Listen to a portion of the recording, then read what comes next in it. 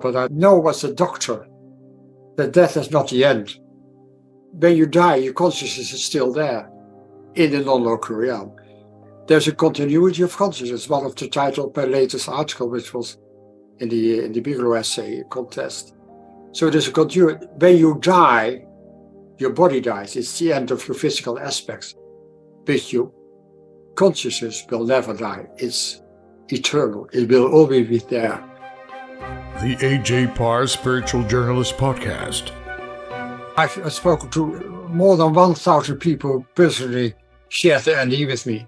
I have had more than 10,000 emails from all over the world, people who share the NDE with me. And every story I heard is emotional. I'm always touched by it. I always resonate with them as well. So it's overwhelming. And people are willing to share the NDE. I'm very grateful they are willing to do it. So there's not a specialty.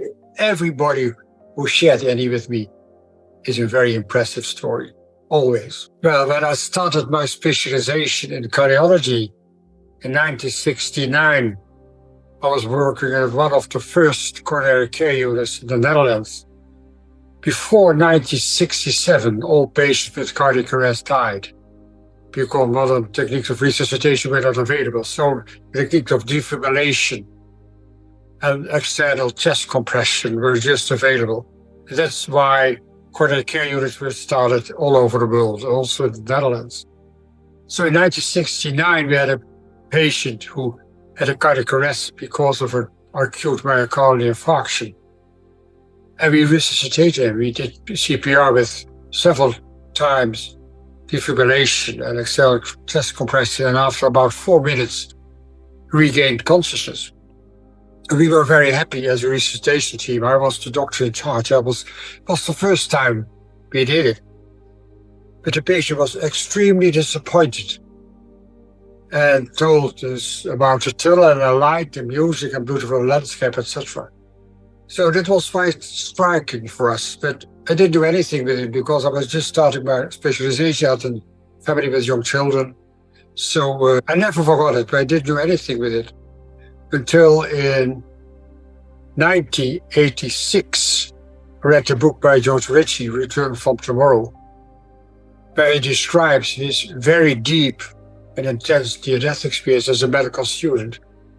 He died in 1943 by double pneumonia, and he didn't get any antibiotics. They were not available for medical students.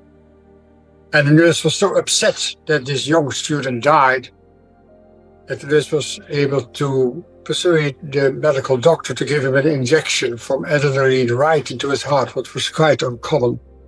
And after 9 minutes of being dead, he regained consciousness and had a very deep, very intense near-death experience. I've never heard about near-death experience before. I did read the book by Raymond Moody in 1975. So it started for me with the book by George Ritchie. When I'd read the book, I started to interview patients who had survived a cardiac arrest in the past. And within 2 years, between 1986 and 1988, I had 50 patients who survived cardiac arrest, and 12 of them shared their NDE with me. And that was when my scientific curiosity started to grow, because I had learned at university and college it was impossible to have conscious experiences when you die, when you have cardiac arrest, because the brain doesn't function at all. And we have learned that consciousness is a product of brain function. So that's how it started for me, scientific curiosity. But I think one of the most striking was a man of 44 who was found in a meadow about 30 minutes before he was brought into a hospital. So people found this man unconscious and called the ambulance and started to do some simple resuscitation. And then when he was brought into a hospital, the coronary care unit, he had no blood pressure, no heartbeat. He was totally unconscious, was already blue. His pupils didn't react to light. He didn't breathe at all. And also the ambulance had tried to do some defibrillations in vain. So he was like a corpse when he was brought in. He was already cold as well. And then the first thing the nurse did was to intubate the patient, to give him more oxygen. When he tried to intubate the patient, he found out that he has dentures in the mouth, so he removed the upper dentures and put them somewhere on the crash cart. And it continued for about 1.5 hours of resuscitation before the man had blood pressure, heartbeat again, which is quite uncommon, but he was a young man, so they did their best. But he was still unconscious. He didn't breathe, so he was intubated. He had artificial respiration. He was referred to the intensive care unit to continue artificial respiration for 1 week. He was in coma. And after 1 week, when he regained consciousness, was brought back to the cardiac ward. And he was just there when the nurse came in for medication. And he saw the nurse and said, "You know where my dentures are." And he told the nurse, "You were there when he was brought into a hospital. You took the dentures out of the mouth. You put it on the crash. There was a car with all those bottles in it. There was a slide underneath it. There you've put my teeth." And he could describe all the nurse and doctor who were busy with the resuscitation, who could describe the resuscitation room from above, where he was brought into in coma, and was he referred to the ICU in coma. He's just been there in coma. He could describe the nurse with all the details from above. So that was a quite striking event of out-of-body experience, with objective verification about what he had seen. I spoke to the nurse personally. Published in the Lancet as well, as published in my book as well. Ken Ring, in his book, Mindsight, described a patient who was blind from birth because she was premature. When you get 100% oxygen as a small baby, your optical nerve will not grow anymore. So she was born blind because of the 100% oxygen she got. She had never been able to see. But when she had a near-death experience at the age of 21, when there was a traffic accident where she was in the car, for the first time ever, she could perceive. She didn't see because she was blind, but she could perceive her surroundings. She could perceive someone lying there, and she recognized the ring she could feel, and she could recognize the hair of her. And then she went through the ceiling outside the hospital. For the first time in life, she could see trees and houses, etc. Which was, when you are born blind, you don't have any pictures of when you're dreaming. There's nothing you can know about it. But because she was perceiving now, because you don't see with your eyes, when you have a perception when you're out of your body. When you're out of your body, you don't have eyes, but you don't see, but you perceive. And you perceive 360 degrees. You see details and overview at the same moment from a position out and above your body. They tell us that where they were was more real than real. And back in the body, the physical world is just an illusion. But as I told you before, that it should be impossible that people have conscious experience during cardiac arrest. There have been some theories, also based on what Moody had found, that it should be neurotransmitters, to be hallucination, would be lack of oxygen in the brain, should be whatever. But people didn't know how to explain the cause and content of an NDE. And that's why we started in 1988 a prospective study in total of 344 consecutive survivors of cardiac arrest in 10 Dutch hospitals, with the aim to find out if it could explain the cause and content of the NDE. So in 4 years, we had 344 patients who survived cardiac arrest. And we found that 18%, 62 patients reported a classical near-death experience. The 82% did not report any memory for a period of cardiac arrest. So we compared the two groups of patients, with and without an NDE, if we could find any significant difference between them. And to our surprise, there was no difference at all. So the severity of anoxia, lack of oxygen in the brain, if people have had a cardiac arrest of 2 minutes or 8 minutes, didn't matter at all. If they have been unconscious for 5 minutes or 3 weeks in coma, didn't matter at all. If they have complicated CPR with artificial respiration, didn't matter at all. If they had induced cardiac arrest in electrophysiological studies in the cath lab, didn't matter at all. So the severity of lack of oxygen in the brain, we could exclude with 100%. All patients had been unconscious because of lack of oxygen in the brain, and only 80% reported a near-death experience. And there was also no psychological explanation like fear of death before the arrest. There was no medical explanation, so what they had received as medication didn't matter at all. Religion didn't matter at all. If they were atheists or Christian, didn't matter at all. And there was one study done in Eastern Germany where the people were atheists and they just talk about a light and nothing more. So the interpretation there was a light. When you talk to Hindus, they perhaps talk about Brahma, or Buddhists about Buddha, and Christians talk about Jesus, and other people will talk about being of light. So it depends on your background. A Buddhist will see Buddha, and a Christian will see Jesus, because it's always a subjective experience in near-death experience, always subjective. There's no objective aspect in it at all. Education didn't matter at all. Foreknowledge, that they could know that these experiences are possible, didn't matter at all. So to our surprise, we found that there is no scientific explanation why patients experience a near-death experience in cardiac arrest, but we know for sure that they don't have any brain function and still have an enhanced consciousness with the possibility of perception out and above the lifeless body, with being aware of being dead, coming in a dark space room, going through a tunnel to the light, to beautiful landscape, beautiful colors, meeting deceased relatives, meeting a being of light, having a life review. They relive their whole life. Sometimes we live future events as well.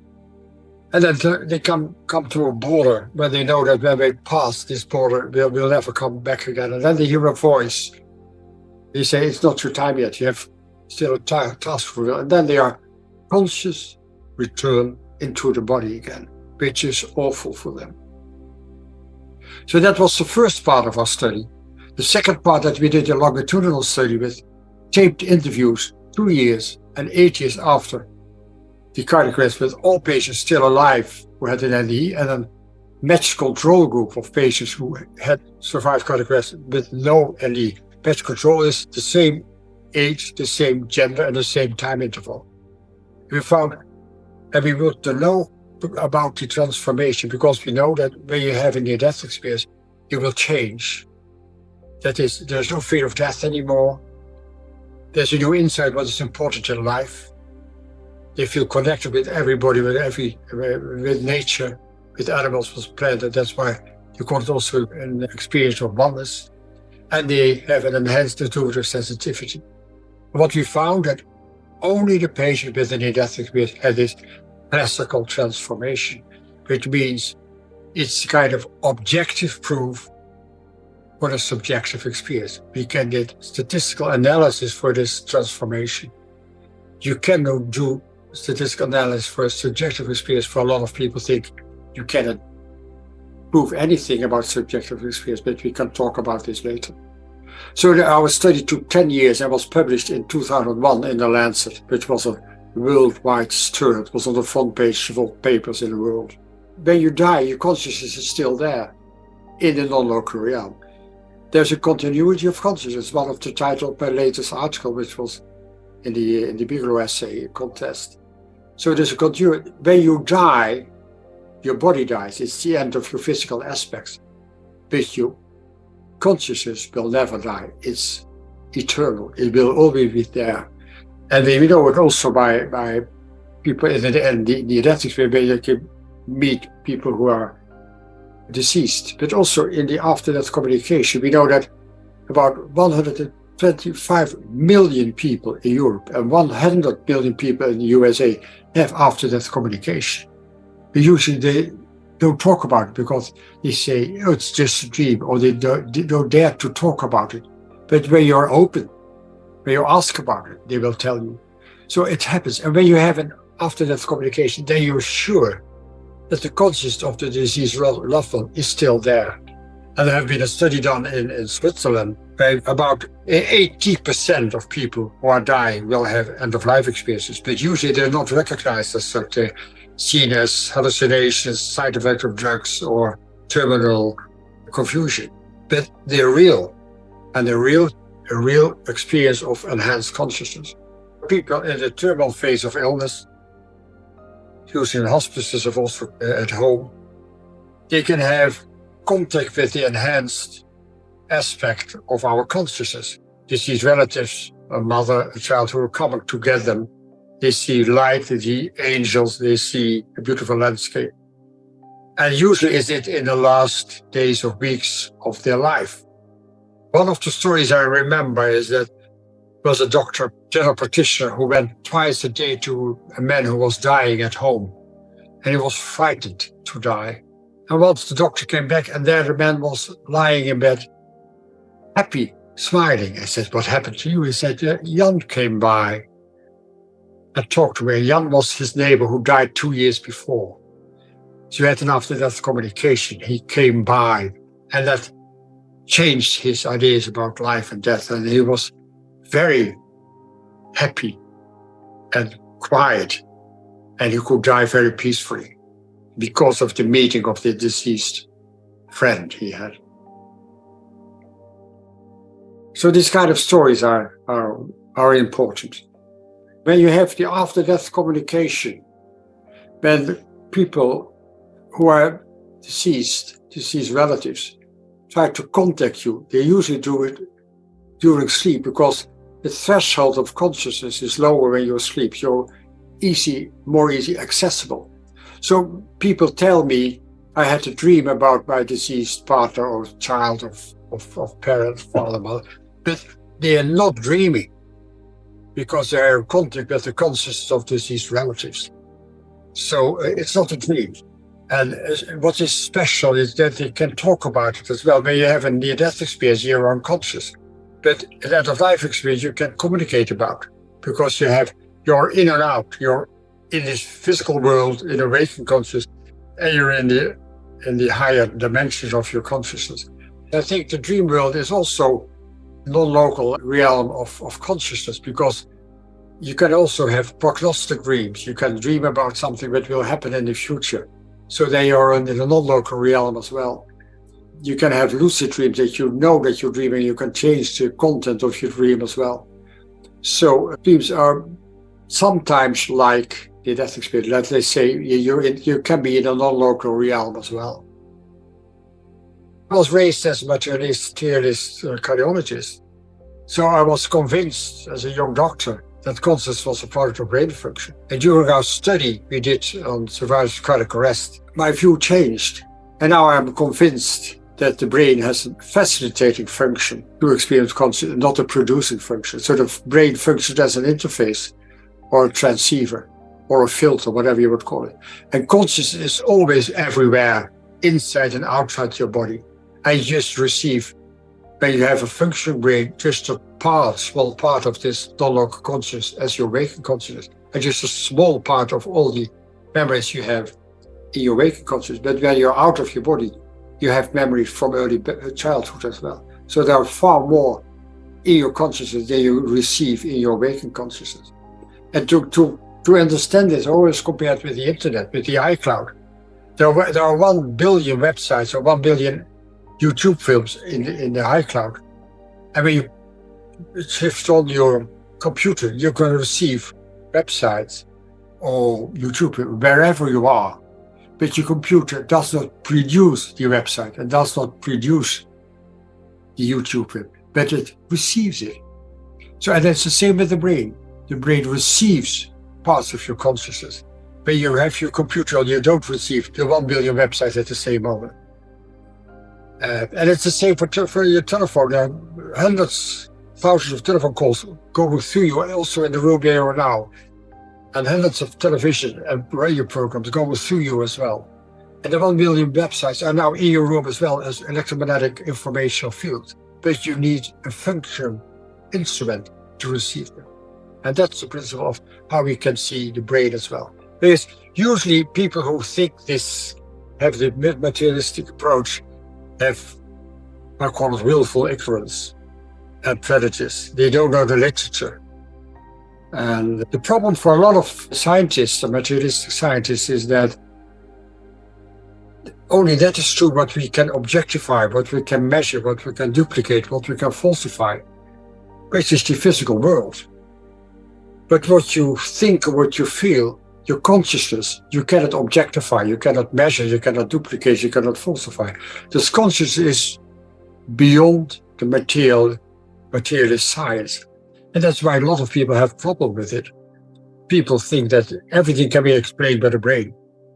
But when you have studied near-death experiences in patients with cardiac arrest, then you know that when the brain doesn't function at all, you have paradoxically an enhanced consciousness with emotions, with cognition, with memories, with future events, etc., which should be totally impossible when consciousness is a product of brain function. The near-death experience is an ineffable experience. There are no words for it to express it. So you use words and ideas from your own culture background, from your religion, from your age. Children will use different words as adults. The Christians will use different words as Muslims, or atheists, or Buddhists. So it's depending on your background when you will find words for it. But what they try to tell you is in essence the same. But still, it is an ineffable experience. And the light you mentioned, well, it's more than 1,000 suns and you still can look at it. It's such a bright light, and it is with the feeling of unconditional love, with the feeling of acceptance, feeling of wisdom. It's all at the same. 10 to 20% of people with a positive near-death experience come first in this dark area, but which can be frightening as well. And then it's a small spot of light where they're attracted to. And with a great speed, they go to the light, and they describe it as the tunnel. So from this dark space, you go to the light by the tunnel. People who tell us about the near-death experience can tell us about the life review when they relive the whole life from birth, sometimes from before birth, and they know everything from the people who were involved in everything what happens to them as well. They feel the consciousness of others as well. So when you took something from your small sister, you know how sad she was, you feel how sad she was. You can also have future events as well. So when you are in this realm, there's no time and no space. People can have been in cardiac arrest for 5 minutes, but then they can talk for 1 week what happened to them. Everything happens at the same moment.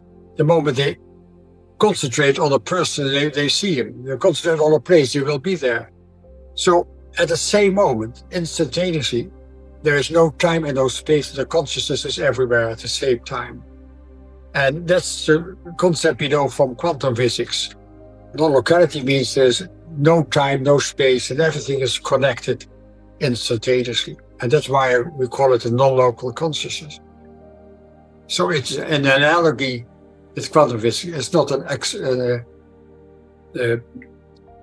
explanation of the death experience, but it's an analogy to understand how consciousness can function beyond the brain. I never use the word spiritual world. I use the word non-local realm, where everything is available. And that's what Swedenborg had as well, what Kardec had as well. So it's the same, but the words they use are different. What they try to express to you is in essence the same. The basis of all religion has been these kind of experiences. That's the base of all religions. If you have the Vedas and Upanishads, you read them. Where the Buddhist, the Gnostic Christianity, the anthroposophy, whatever, the Sufis, they all have based on these kind of experiences. But you can read it in the Bible as well. I always say that the Aboriginals in Australia don't need a mobile phone. They can communicate with 300, 500 miles with each other without a phone. They don't need a mobile phone. They just can communicate at a distance.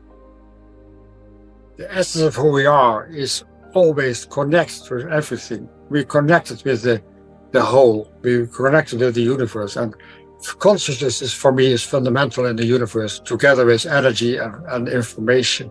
Everything that we have in the physical world is a construct of consciousness.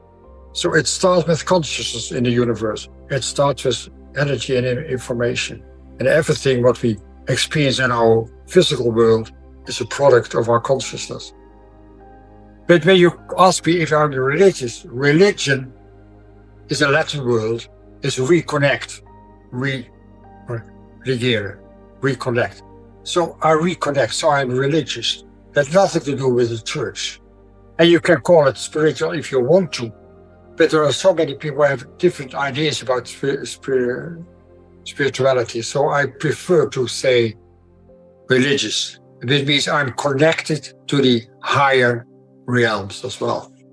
I think the most important thing now is that still a lot of people don't know anything about near-death experiences. A lot of people don't know anything in the medical world. So doctors, nurses don't know anything about near-death experience.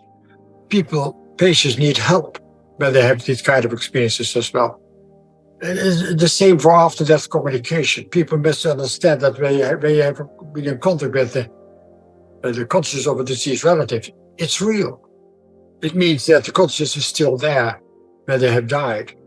So what I'm doing is giving lectures, writing articles, and doing a lot of interviews on Zoom, etc. as well, also in the Netherlands, but also international, because I want to share my ideas with others, to help people to open themselves and to see that materialist science does not fit with the ideas and the conclusions we have from research in near-death experiences and all the other experiences of enhanced consciousness. You need a new kind of science, what we call the post-materialist science, which includes subjective experiences.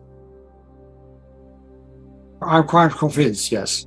It happens through me, but people who are open and interested and listen and read about near-death experience, or see films, or see interviews about people who had an NDE, or scientists talking about an NDE, it will change their life. They will change their insight in life and death as well. And our ideas about death define how we live our life as well. And when we just believe that and death is the end of everything we just give all our energy to money and luxury and big houses, big cars, whatever, beautiful bodies, beautiful clothes. It's not the essence. The essence is something else. When you know that there's a continuity of consciousness, then you will try to connect with other people, with nature, with plants and animals, to save the world, to save the planet for the future of our grandchildren as well. So the way you live is totally different when you understand that there's a continuity of consciousness and death is not the end of who you are. The people who have a near-death experience, it's not typical for reincarnation ideas, but when you know that consciousness will be there always in the local realm, and that your life is a kind of trying to learn things which you need, then you will come back to learn other things as well. So reincarnation is accepted in Buddhism and Hinduism, in the Kabbalah, in the Sufis, in the anthroposophy, in the indigenous people religions. It's normal, but the last 30 years we forgot it in the Western world. And ICFs had done wonderful studies about the reincarnation as well. So I always think reincarnation is a possibility. It has said there's no scientific proof, but it is beyond reasonable doubt that there is reincarnation. But I know as a doctor that death is not the end. Then you will change the way you treat terminal ill patients. You will change the way you treat patients in coma. You have different ideas about euthanasia. You have different ideas about organ donation, etc. So you change the way you treat patients totally. This has been the A.J. Parr Spiritual Journalist Podcast. Please like, share, and subscribe.